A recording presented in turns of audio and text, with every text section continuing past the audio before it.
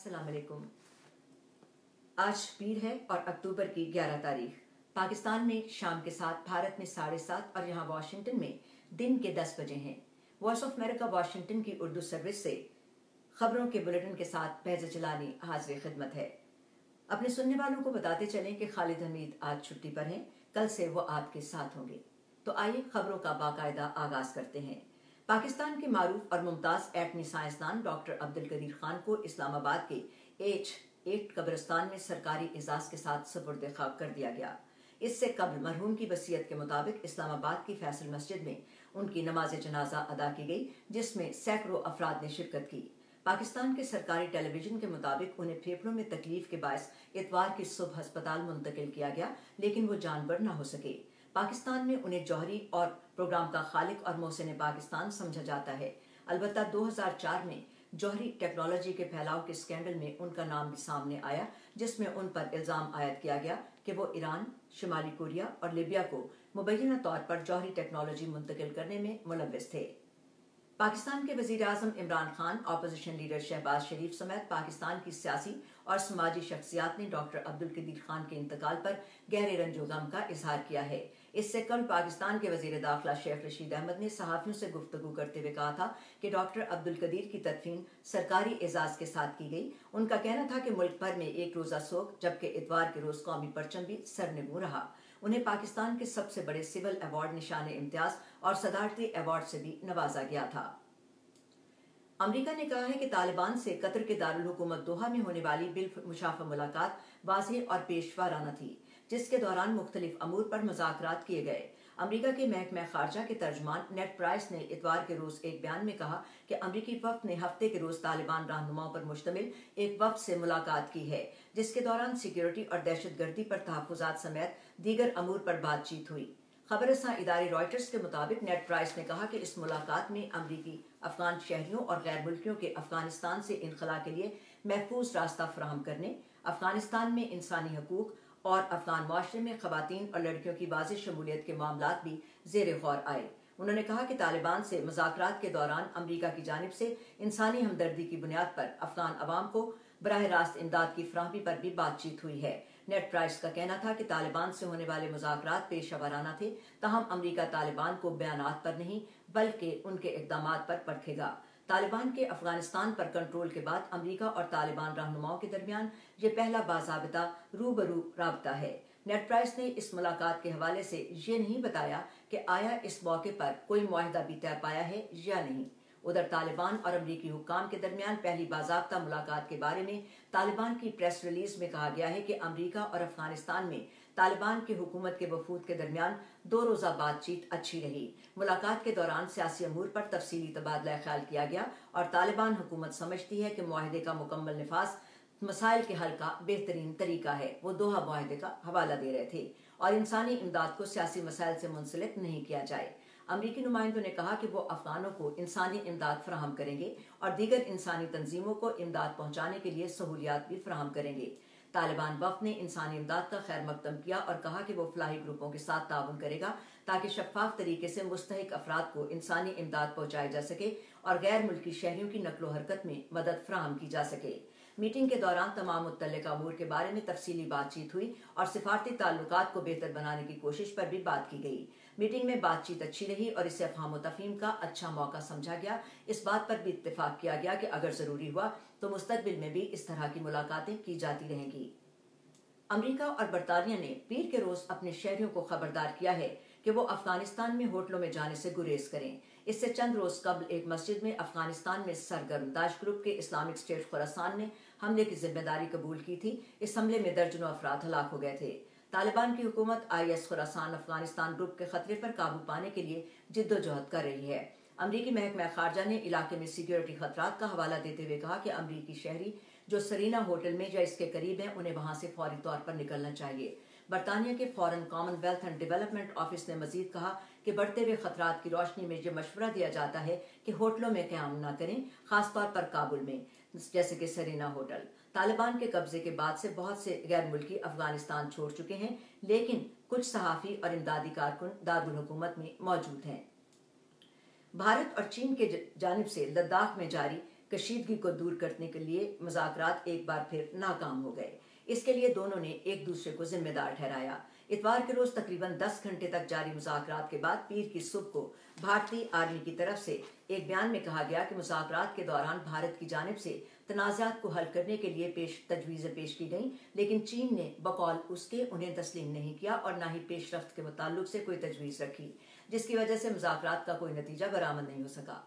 जबकि चीनी फौज के एक बयान में भारत पर इल्जाम आयद किया गया कि उसने मसले को हल करने के लिए कोई काबिल कबूल तजवीज़ पेश ही नहीं की। बयान के मुताबिक चीन ने सरहद पर कशीदगी को खत्म करने और अमन व इस्तेहकाम को फरोग देने के लिए जबरदस्त कोशिशें की, लेकिन बकौल उसके भारत नामुनासिब और गैर हकीकत पसंदाना मुतालबात पर मुसर है, जिसकी वजह से बातचीत में मजीद दुश्वारियां पैदा हो रही हैं। तज्ज़ियाकार कहते हैं कि फ्रीकैन के बयानात कदरे सख्त लबो लहजे में हैं, जो इस बात की गमबाजी करते हैं कि फ्रीकैन के दरमियान सरहदी कशीदगी बाकी है। उनका यह भी कहना है कि यह मसला फौजी सतह पर मुज़ाकरात की बजाय आला सियासी सतह पर मुज़ाकरात की मदद से हल हो सकता है। भारत के ज़ेर इंतजाम कश्मीर के पुलिस ओहदेदारों का कहना है कि इलाके में हाल ही में पेश आई 7 टारगेट किलिंग्स में से एक में मुलविस एक अस्करियत पसंद को पीर के रोज सिक्योरिटी फोर्सेस के साथ शुमाली जिले बांडीपुर में एक मुकाबले के दौरान हलाक कर दिया गया।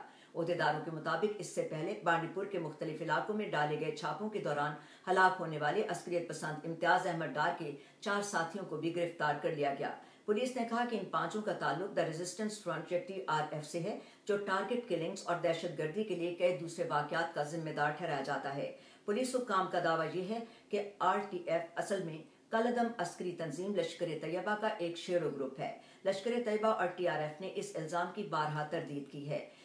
भारत के विफाकी वजीर दाखिला अमित शाह की हिदायत पर भारत की इंटेलिजेंस एजेंसियों IB और रॉ और कौमी तहकीकाती इदारे NIA के आला ओहदेदारों ने इख्तितामी हफ्ता श्रीनगर पहुंचकर मकामी पुलिस, मुसल्ला अफवाज, विफाकी पुलिस फोर्सेस और नीम फौजी दस्तों और खुफिया इदारों के अफसरों के साथ कई मीटिंग्स करके इस तरह के मजीद वाकयात को रोकने और सूरत हाल पर मुकम्मल तौर पर काबू पाने के लिए मुजव्वज़ा इक़दामात पर गौर व खौज किया। इसी दौरान मकामी पुलिस ने एक बड़े क्रैकडाउन के दौरान तकरीबन 700 अफराद को हिरासत में ले लिया। इसी दौरान पीर के रोज भारत के ज़ेर इंतजाम कश्मीर के सरहदी इलाके पूंछ के सरनकर्ट इलाके में अस्करियत पसंदों के साथ हो रही एक झड़प में भारतीय फौज के 5 सिपाही हलाक हुए, जिनमें एक जूनियर कमीशन्ड ऑफिसर भी शामिल है। ओहदेदारों के मुताबिक इलाके में छुपे अस्करियत पसंदों के खिलाफ ऑपरेशन आखिरी इत्तला आने तक जारी था। अक़वाम मुत्तहिदा और बांग्लादेश की हुकूमत ने खलीज बंगाल के एक जजीरे पर रोहिंग्या पनाह गज़ीनों के तहफ़्फ़ुज़ और इंतजाम में मदद के लिए एक मुफ़ाहमत की यादाश्त पर दस्तखत कर दिए हैं। जनूबी बांग्लादेश में 1.1 मिलियन रोहिंग्या पनाह गज़ीनों में से 19,000 से ज़ायद को पहले ही से हुकूमत ने भासान 4 जजीरे पर मुंतकिल कर दिया है। इराक में इतवार के रोज पार्लिमानी इंतखाबात हुए। इन इंतखाबात के नतीजे में बेशतर लोगों को उम्मीद है कि कई दहाइयों के तनाज़ात और बद इंतजामी के बाद बहुत ज़रूरी इस्लाहात मुमकिन हो सकेंगी। प्रोग्राम के मुताबिक आइंदा साल होने वाले ये इंतखाबात कई माह कबल मुनक्किद कराना पड़े, जिसकी वजह दारुल हुकूमत बगदाद और जनूबी सूबों में 2019 के आखिर में होने वाली अवामी बगावत और एहतजाज है। 2.5 लाख से ज़ायद सिक्योरिटी एहलकारों को वोटिंग के दौरान तहफ़्फ़ुज़ का काम सौंपा गया था, लेकिन कई दिहाइयों के बाद पहला मौका है कि कर्फ्यू नहीं लगाया गया। हालिया बरसों में यह मुल्क में बेहतर सिक्योरिटी की अक्कासी करता है। अमरीकी क़यादत में 2003 के हमले के बाद ये 6ठा इलेक्शन है। उस हमले के दौरान सद्दाम हुसैन का तख्ता उलट दिया गया था। इंतखाबी नताइज 1-2 रोज में मुतवक्के हैं। इराक ने पीर के रोज बताया है कि उसने इस्लामिक स्टेट ग्रुप के एक आला रहनुमा और तवील अरसे से अलकायदा के फाल रुकन को सरहद पार ऑपरेशन में हिरासत में लिया। इराकी वज़ीर आज़म मुस्तफ़ा अल काज़मी ने इस खबर को ट्वीट करते हुए कहा, और इस शख्स की शनाख्त समी जासिम के नाम से हुई, जो दाइश ग्रुप की माली कार्रवाइयों की निगरानी करता था और अबू बकर अल बगदादी के दौर में उनका नायब रहनुमा भी था। उन्होंने इसे इराकी फौज की तरफ से अब तक की जाने वाली सरहद पार इंटेलिजेंस कार्रवाइयों में से मुश्किल तरीन कार्रवाई करार दिया। Human rights commission of Pakistan यानी HRCP ने हुकूमत से मुतालबा किया है कि वो सजाए मौत पर पाबंदी बहाल करे, फौजदारी तहकीकात के निज़ाम में बेहतरी पर तवज्जो मरकूज करे और जेलों में इस्लाहात मुतारिफ करवाए। पाकिस्तान में अभी भी 3,831 कैदी जेलों में सजाए मौत के मुंतज़िर हैं। रवां साल अभी तक सजाए मौत पर अमल दरामद नहीं हुआ और इंसानी हकूक के कारकुनों का कहना है कि वो तमाम अफराद जो सजाए मौत के मुंतज़िर हैं, उनकी सजाओं को उम्र कैद में तब्दील कर दिया जाए। हुकूमत का फौरी तौर पर कोई रद्द अमल सामने नहीं आया। और आइए अब पाकिस्तान और दुनिया भर से कोरोना वायरस की कुछ खबरें और इदाद-ओ-शुमार आपके लिए पेश करते हैं। पाकिस्तान में कोरोना वायरस के केसेस में बतदरीज कमी आ रही है और मुल्क में 28 जून के बाद कम तरीन जौमिया केसेस रिपोर्ट हो रहे हैं। पाकिस्तान में कोरोना वायरस की रोकथाम के जिम्मेदार इदारे national command and operation centre यानी NCOC की हिदायत के बाद मुल्क भर में स्कूल 100% हाजिरी के साथ खुल गए। इससे पहले बाद स्कूल एक दिन के नागे के साथ खोले जा रहे थे। ताहम आज पीर से मामूल के मुताबिक दरसगाहों में तदरीसी अमल को बहाल कर दिया गया। भारत में कोरोना वायरस के मजीद 18,166 नए मरीज रिपोर्ट हुए। अमेरिका की जॉन हॉपकिंस यूनिवर्सिटी के कोरोना वायरस रिसोर्स सेंटर के मुताबिक भारत में गुज़श्ता 24 घंटों में मजीद 214 अफराद हलाक भी हो गए। ऑस्ट्रेलिया के हुक्काम ने कहा है कि कई महीनों के लॉकडाउन के बाद सिडनी खुलने को तैयार है, जहां कारोबारी अफराद पीर से मुकम्मल वैक्सीन लगे अफराद को खुशामदीद कहेंगे।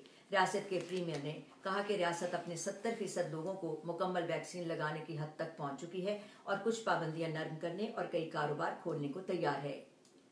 इटली के दारुल हुकूमत रोम में हफ्ते को हजारों अफराद ने नए ग्रीन पास वैक्सीन सर्टिफिकेट के खिलाफ एहतजाज किया। इटली में नया ग्रीन पास वैक्सीन सर्टिफिकेट को काम करने के सरकारी और निजी मकामात पर लाजमी करार दिया गया और इसका इत्तलाक 15 अक्टूबर से होना है। मुलाजमीन और वर्कर्स की जानिब से सर्टिफिकेशन की जरूरियात पूरी न होने पर उन पर जुर्माना होगा, जबकि हुकूमती मुलाजमीन अगर 5 मरतबा बगैर पास के काम पर आया तो इसे मुअत्तली का सामना भी हो सकता है।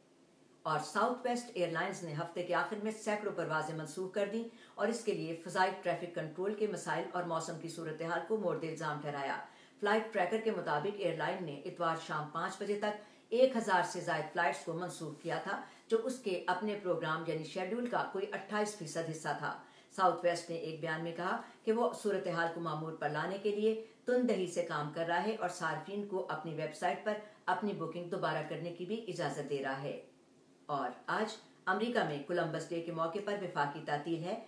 ये 12 अक्टूबर 1492 की बात है, जब क्रिस्टोफर कोलंबस की क़यादत में स्पेन के 3 जहाज एक जजीरे पर लंगर अंदाज हुए, जिन्हें अब बहामास कहा जाता है। अमेरिका में इस वाक़े की सालगिरह कोलंबस डे के नाम से हर साल मनाई जाती है। इस वाक़े ने खुराक, मवेशियों, पौधों, अफराद और इमराज के आलमी सतह पर तबादले की बुनियाद डाली थी। इसी वजह से बहुत से मौरिख 1492 को आलमी तारीख का एक इंतहाई अहम दिन करार देते हैं। बहामास के जजीरे में 3 छोटे से बैरी जहाजों की आमद ने पूरी दुनिया की काया पलट दी थी और तारीख में नाकाबिले मिसाल तब्दीलियां रूनुमा हुई।